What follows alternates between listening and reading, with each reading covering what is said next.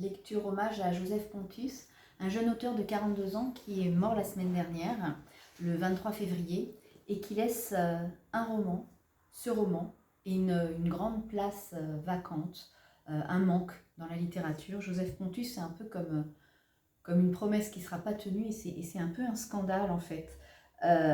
Pourquoi? Parce qu'il a des choses à dire. C'est un écrivain c'est un écrivain ouvrier, voilà, qui fait partie de cette lignée des écrivains travailleurs, et qui sait comment le dire, qui a quasiment inventé une forme poétique, même si c'est un roman, des chapitres courts, en strophes, de la poésie en prose, sans point ni virgule. Et donc pour vous donner envie d'aller à sa rencontre, je vais vous lire les premières lignes de ce roman qui est donc paru l'année dernière, à la ligne Feuillet d'usine, paru à la table ronde. Chapitre 1. C'est fantastique tout ce qu'on peut supporter. Guillaume Apollinaire, lettre à Madeleine Pagès, 30 novembre 1915. En entrant à l'usine, bien sûr j'imaginais l'odeur, le froid, le transport de charges lourdes, la pénibilité, les conditions de travail, la chaîne, l'esclavage moderne. Je n'y allais pas pour faire un reportage, encore moins pour préparer la révolution, non. L'usine, c'est pas pour les sous. Un boulot alimentaire, comme on dit. Parce que mon épouse en a marre de me voir traîner dans le canapé en attente d'une embauche dans mon secteur.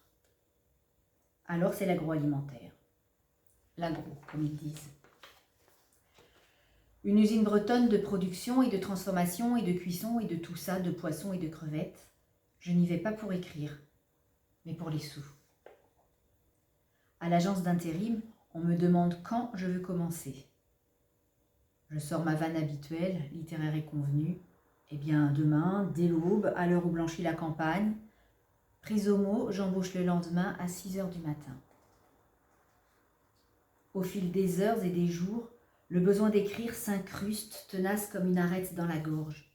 Non le glauque de l'usine, mais sa paradoxale beauté. Sur ma ligne de production, je pense souvent à une parabole que Claudel, je crois, a écrite. Sur le chemin de Paris à Chartres, un homme fait le pèlerinage et croise un travailleur affairé à casser des pierres. Que faites-vous? Mon boulot. Casser des cailloux, de la merde. J'ai plus de dos, un truc de chien, devrait pas être permis, autant crever.